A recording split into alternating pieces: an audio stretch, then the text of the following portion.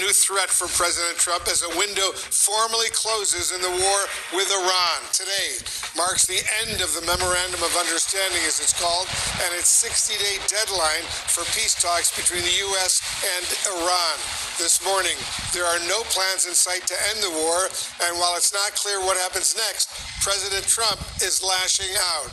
And one very unlikely target is Oman, a key U.S. ally in the Middle East and a broker in trying to seek a deal with Iran to try to reopen the Strait of Hormuz. This morning, the president tells Fox News, and I'm quoting the president right now, listen to this: "If Oman gets in the way, we'll bomb the shit out of them." Those are the president's words. He also downplays the urgency of a deal as war-weary Americans deal with high gas and oil prices. And his quote, once again, "I have no time schedule. I'm not in a hurry," end quote.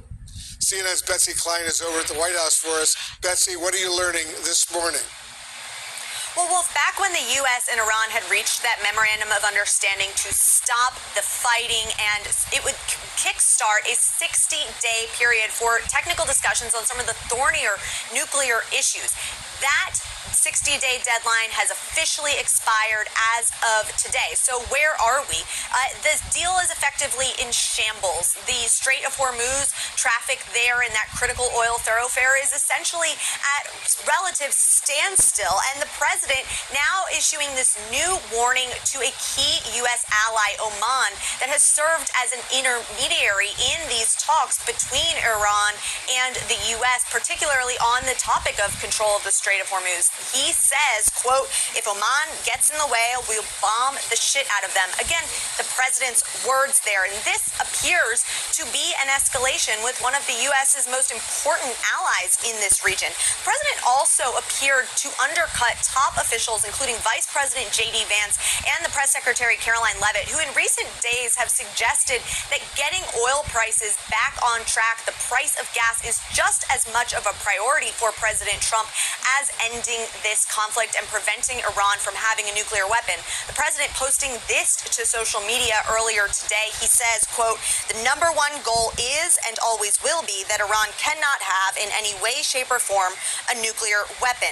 The president also making clear here that he is not in a hurry to end this conflict. The midterm elect says not factoring into his thinking. President Trump, in a new interview this morning, threatened to bomb Oman, a key U.S. ally, if they get in the way of U.S. efforts to try to reopen the Strait of Hormuz. Do these comments from Trump right now, do they really strain this relationship with Oman? Because Oman's been deeply involved behind the scenes in trying to work out a peace deal with Iran.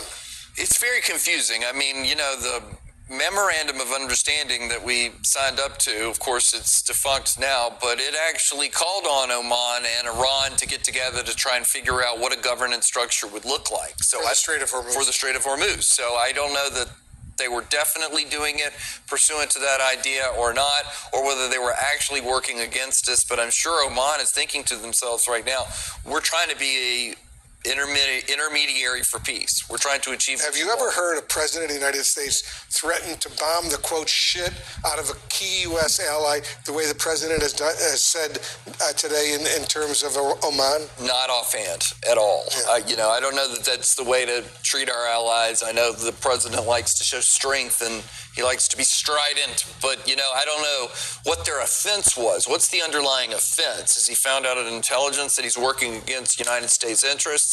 Seems like you'd want to raise that in public instead of in private rather than in public, but let's wait till the rest of the story comes out and it'll be interesting to see. So first we had South Korea, now we have Oman. I mean, the president said in an interview with Fox News that he will threaten to, and I quote, bomb the shit out of Oman, which of course is a key US ally partner. It's not the first time, David, that he's threatened to do this. Obviously he did this back in May as well, but why is he doing so again now? Really hard to tell because, of course, the president is a man of many grudges, and he, I think, has built up a feud with both the South Koreans and with the Omanis. With the Omanis, he first got upset because they were beginning to negotiate separately with Iran during the height of the military interactions just a few months ago. And in recent times, of course, the Omanis were talking to the Iranians about a pathway that might or might not open up the strait. But he views the Omanis as basically interfering in a Trump-designed plan here. With South Korea, it's a little more mystifying. There is no more solid U.S. ally right now in Asia other than Japan with the United States. And yet the president is clearly hoping to reopen these negotiations that he had in his first term with Kim Jong-un of North Korea. And so he has chosen to sort of ignore the fact that Kim Jong-un has now got 60 or so nuclear weapons, maybe more, and missiles that can reach the United States, while he's, of course, continuing to talk about denuclearizing Iran.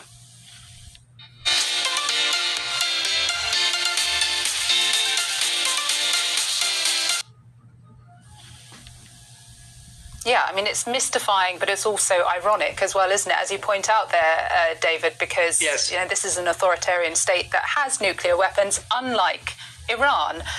What do you think all of this is doing to the trust here of American allies? It undercuts credibility, and credibility is a really hard thing to both reestablish even after President Trump is out of office.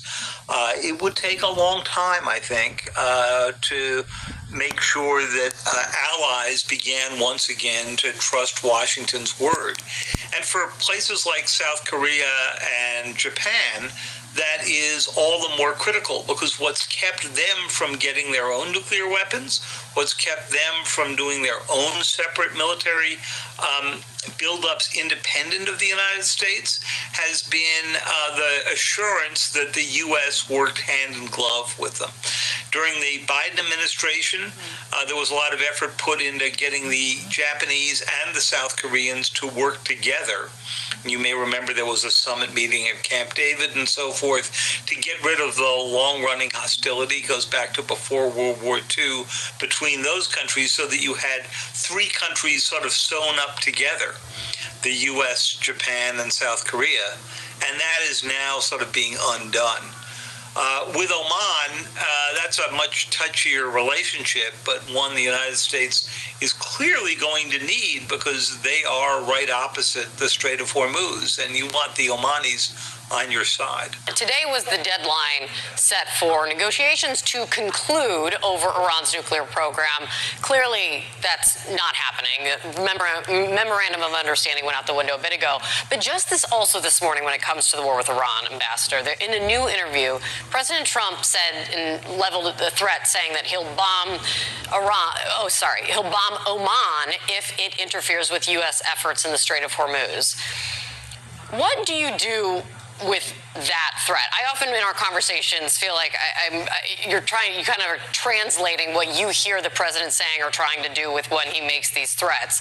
Should Oman, an ally to the United States in this conflict, take that threat seriously?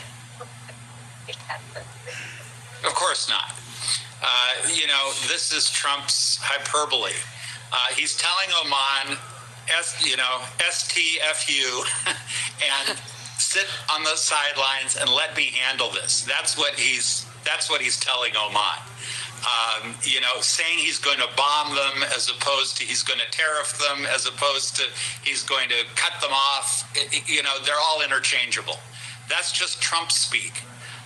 He's in a very delicate position right now, Kate, because they really are making traction with some of the moderates in the Iran leadership, and the IRGC hardliners continually interfere with that. That's why you see these on-again, off-again, on-again, off-again announcements coming out of both the United States and Iran. And, you have to give the president credit. Everyone characterized him as a warmonger. He's really trying to make a peace deal here, but it's very difficult. He is dealing with a regime that knows it's facing an existential threat, because if the hardliners are deposed, the IRGC goes away. And, people that are going to lose their existence fight pretty hard. And that's what's going on right now. Yeah, I mean, trying to get a peace deal, maybe, but in a war that, he launched. So it's again, we get back to the beginning of what is he actually going to get out of it that he didn't have in the beginning. But clearly a long road to that from where we are today, Ambassador. It's good to see you. Thank you for coming on. Always doing a little translation for us. Do you like watching porn movies?